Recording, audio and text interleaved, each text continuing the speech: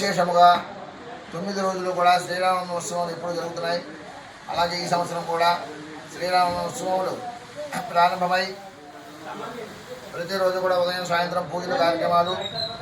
మొదటి రోజున ఈరోజు స్వామివారి యొక్క దివ్య కళ్యాణ మహోత్సవం విశేషముగా మేళతాళములతో విశేషంగా జరపబడుతుంది.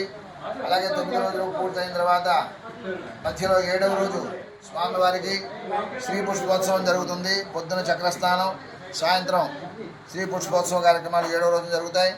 9వ రోజు జరిగిన తర్వాత ఈ యొక్క 9 రోజులు కూడా విశేషంగా స్వామివారికి అమ్మవారికి కూడా పూజా కార్యక్రమాలు జరుగుతాయి. ఎంతో విశేషంగా ఆలయం పునర్నిర్మాణం చేసి 26 సంవత్సరాల నుండి కూడా ఇదే విధానంగా ఆగమ విధానంగా శ్రీ సీతారామచంద్ర స్వామి వారి యొక్క విశేషమైన కళ్యాణ మహోత్సవాలు జరపడం అనేది ఇక్కడ ఆనవాయితీగా వస్తుంది.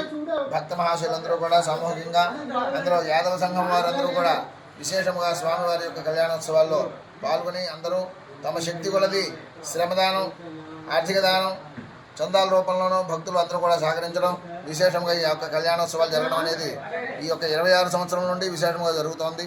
మరి ఈ సంవత్సరం ఒక్కొక్క సంవత్సరం ఒక్కొక్కళ్ళు పీటల మీద కూర్చొని ఆ కళ్యాణోత్సవాల్లో పాల్గొని ఆ రామచంద్ర స్వామి సీతారామచంద్ర స్వామి వారి యొక్క అనుగ్రహాన్ని పొందడం అనేది ఆనవాయితీగా వస్తోంది. ఈ సంవత్సరం పీటల మీద కూర్చొని స్వామివారి కళ్యాణోత్సవం చేసేటువంటి వాళ్ళు మాసిపోయిన శ్రీనివాసు సత్యవతి దంపతులు ఈ సంవత్సరం వారు ఆధ్వర్యంలో వారు చక్కగా ఆ స్వామివారి యొక్క కళ్యాణోత్సవాన్ని జరుపుకుంటున్నారు.